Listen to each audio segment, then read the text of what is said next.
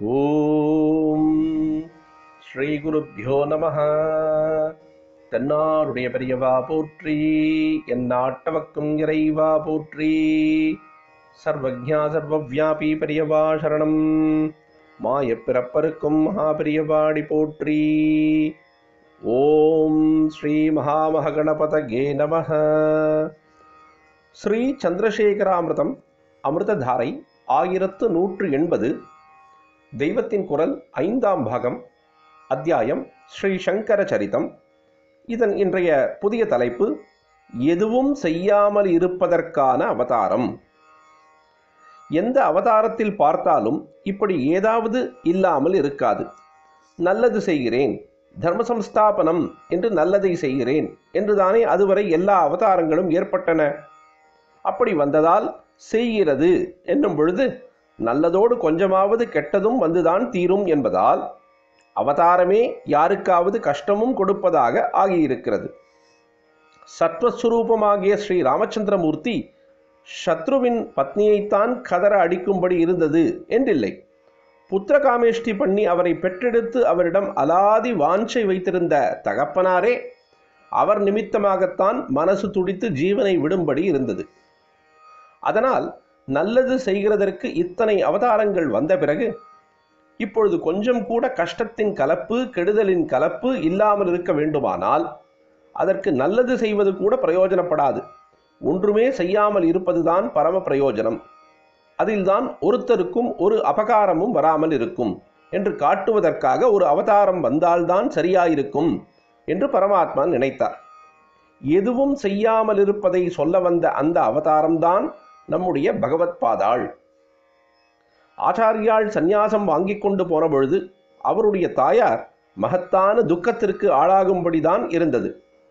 தபசிலிருந்து, பஜனம் என்பதாக விரத உபவாசங்களிலிருந்து தம்மை ஏகபுத்திரனாக பெற்றெடுத்து தம்மை தவிர யாரும் இல்லாத விதந்துவாயிருந்த அம்மாவை அழ அழ வைத்துவிட்டுத்தான் ஆச்சாரியாள் சந்நியாசியாக புறப்படும்படி இருந்தது. அப்புறம் அவர் மண்டனமிஸ்ரர் என்ற பெரிய மீமாம்சகரை வாதத்தில் வென்று அவரை தம் சிஷ்யராக்கி கொண்டு சந்நியாசாசிரமம் கொடுத்து அழைத்து கொண்டு போன பொழுது அவருடைய பத்னியான சரசவாணிக்கு ரொம்பவும் கிளேசத்தை உண்டாக்கும்படி இருந்தது.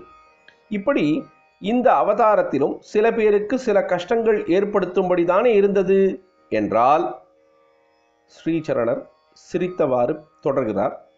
இந்த அவதாரத்திலும் ஒன்றும் செய்யாமல் இருப்பதை உலகுக்கு உபதேசம் செய்ய வேண்டும் என்றுதானே புறப்பட்டார். இந்த உபதேசம்தான் லோகத்துக்கு நல்லது என்று நினைத்து அந்த நல்லதை செய்யத்தானே வாழ்நாள் பூரா சகலமும் பண்ணினார். நல்லது செய்வது என்று வந்துவிட்டாலே கஷ்டமும் வந்துதான் ஆகணும் என்பதால் இந்த அவதாரத்திலும் அப்படி கொஞ்சம் வந்துவிட்டது. ஒன்றும் செய்யாமல் இருப்பதுதான் பரமோபகாரம். நல்லது பண்ணுவது கூட யாருக்காவது கொஞ்சமாவது அபகாரம் செய்யத்தான் செய்யும் என்பதற்கு எடுத்துக்காட்டு பார்க்க வேறு எங்கேயோ போக வேண்டாம், இந்த அவதாரத்திலேயே எடுத்துக்காட்டு பார்க்கலாம். நல்லதும் பண்ண வேண்டாம் என்ற விஷயத்தை லோகத்துக்கு சொல்வதான நல்ல காரியத்தை செய்த இந்த அவதாரத்தினாலேயும் சில பேருக்கு கஷ்டம் சம்பவித்திருப்பதை பார்த்து கொள்ளுங்கள் என்கிற மாதிரி நடத்தி காட்டினார். ஆக ஒன்றும் செய்யாமல் இருப்பதன் பெருமையை, சும்மா இருக்கிற உபகாரத்தை நிலைநாட்டுவதற்கே இந்த அவதாரம் ஏற்பட வேண்டி இருந்தது.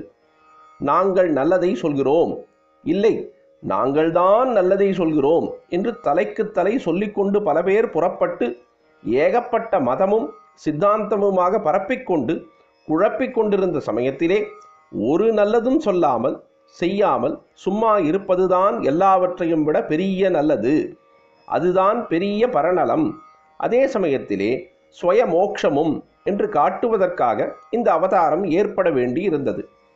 நல்லது பண்ண வேண்டும் என்று நாம் தீர்மானம் பண்ணிவிட்டோம் என்றால் அப்படியே சாதித்து காட்டிவிட முடியுமா என்ன? பல தாத்தாவாக ஒரு ஈஸ்வரன் இருக்கும் பொழுது அவன் மனசு வைத்தால் ஒழிய நாம் நினைக்கிறபடி ஒருத்தனுக்கு நல்லது போய் சேருமா என்ன? அவன் கர்மா எப்படி இருக்குமோ, கஷ்டம்தான் படணும்னு அவன் தலையில் எழுதியிருந்தால், அதாவது அப்படி அவன் பூர்வத்தில் பாவம் பண்ணியிருந்தானால் நாம் நல்லது செய்வதாக என்னதான் தலைகீழாக நின்றாலும் முடியுமா? அமிர்தம் தொடர்ந்து பொழியும். பிரதோஷ சங்கர பிரத்யக்ஷ சங்கர. தென்னாருடைய பெரியவா போற்றி, எந்நாட்டவர்க்கும் இறைவா போற்றி. சர்வஜா சர்வவியாபி பெரியவா சரணம். மாயப் பிறப்பருக்கும் மகா பெரியவாடி போற்றி.